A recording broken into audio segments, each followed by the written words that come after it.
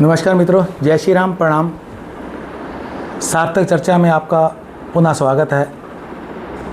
एक विषय आपके मध्य रखने आया था, मन में विचार आ रहा था। जाने जाने में हम देश में, समाज में कैसे एक परिवार का हम निर्माण कर रहे हैं, ज़रा सोचें तो मन सिहर जाता है। अकेलेपन वाला परिवार,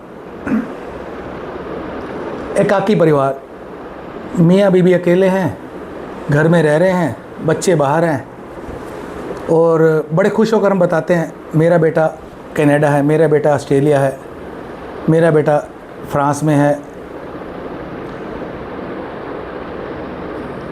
तरक्की हर कोई चाहता है।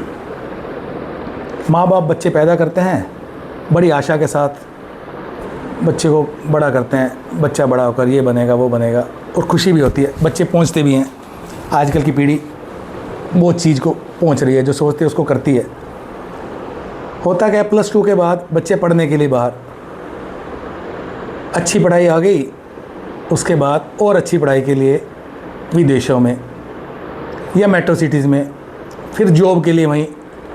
फिर क्या हुआ, परिवार, शादी हुई तो क्या है, हमारा जो रोज़गार है वो फलाने देश में है, फलाने मेट्रो सिटी में है, तो हम बच्चे वहीं शिफ्ट हो रहे हैं। होता क्या है, बच्चे उधर, माँ बाप इधर। अब सुख है, दुख है, हमने पीछे अनुभव किया। मन कई बार बहुत डर जाता है। किसी के पारिवारिक उत्सव में जा रहे हैं तो पता चलता है बच्चे आ नहीं पाए और वीडियो कॉल पे हम उनको लाइव दिखा रहे हैं।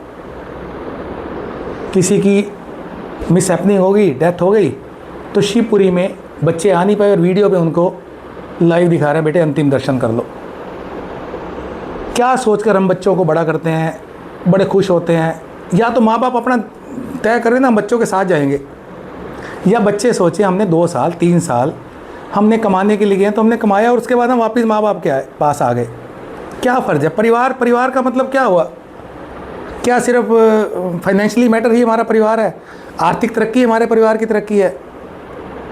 आर्थिक तरक्की में नो डाउट पैसा बहुत आ जाता है, डॉलर आएंगे, पाउंड आएंगे, और हम अपने घर में अकेले उसको, कई बार तो ऐसा होता है फ्लैट में, बंद फ्लैट में 5-5 दिन बाद डेड बॉडीज़ जब बदबू मारती है, पड़ोसी अड़ोसी को पता नहीं होता भी कौन परिवार रह रहा है, उसके परिवार में कौन है। ये आज समाज की हकीकत है।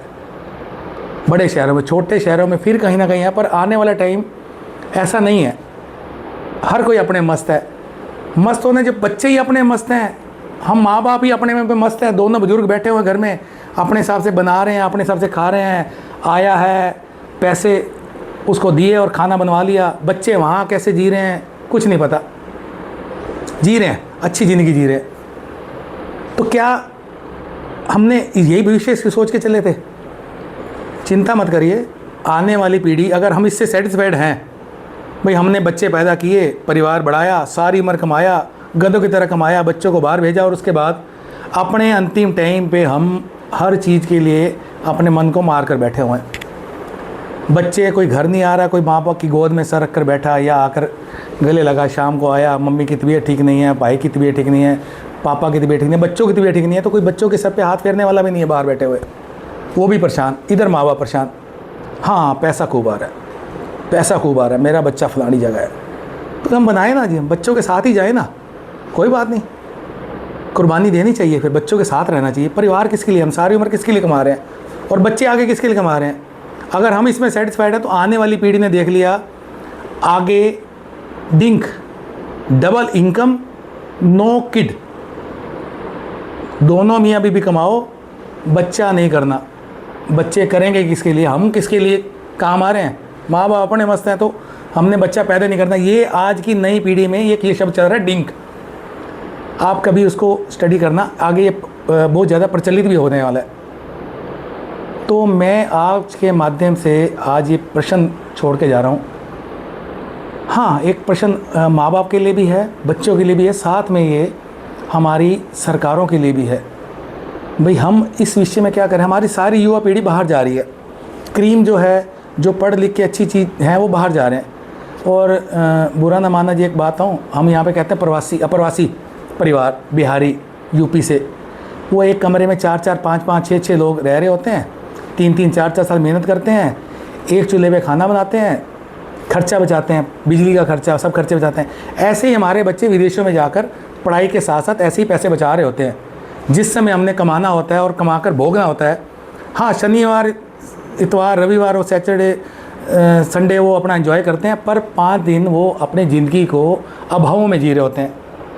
जब कमाकर उसका उपयोग करने का टाइम है, तब तक उनकी इच्छाएं ख़त्म हो चुकी होती हैं, या जो बच्चे अपने हिसाब से जी रहे हैं उनको फिर यहाँ से कोई लेना देना नहीं है। ये सारी युवा पीढ़ी बाहर जा रही है। क्या ये सरकार का, हमारे जो प्रतिनिधि जाते हैं अपने छोटे शहर के प्रतिनिधियों को चाहिए भाई, ये उनको दिखता है जब वोट मांगने जाते हैं तो जब वोटों के लिए घरों में जाते हैं तो वहाँ युवा पीढ़ी नहीं होती है, बुजुर्ग बैठे होते हैं। तो ये हमारे को सोचना चाहिए, हम अपने आसपास वाले क्षेत्र में ऐसी चीज़ें विकसित करवाएं, रोज़गार यहाँ से बाहर ना आ जाए, उनको सुविधाएँ मिलें। बच्चों को भी सोचना है भाई हमने पैसा खाली नहीं कमाना है, हमने परिवार के साथ खुशियाँ कमानी हैं, आनंद के क्षण बिताने हैं, खाली पैसे के साथ हमने उसकी गर्मी में नहीं रहना है। और माँ बाप को भी चाहिए, अगर हमने बच्चों को यहाँ पे रोज़गार का अवसर कम है तो अपनी को ऐसे एडजस्ट करें भी हम बच्चों के साथ उनके साथ जा रहे हैं। ये मेरा अपना विचार है और मैं चाहूँगा इस वीडियो के माध्यम से आप भी अपना विचार रखें और फिर अगले किसी और विषय को लेकर आपके साथ अगली सार्थक चर्चा में मिलेंगे। तब तक एक बार ये सोचने का विषय बच्चों के लिए, माँ बाप के लिए और सरकार के लिए और सरकार के प्रतिनिधियों के लिए, भाई अपने क्षेत्र में हम इस विषय को लेकर क्या कुछ कर सकते हैं। अगली सार्थक चर्चा में आपसे पुनः मिलेंगे, तब तक के लिए नमस्कार, प्रणाम, जय श्री राम।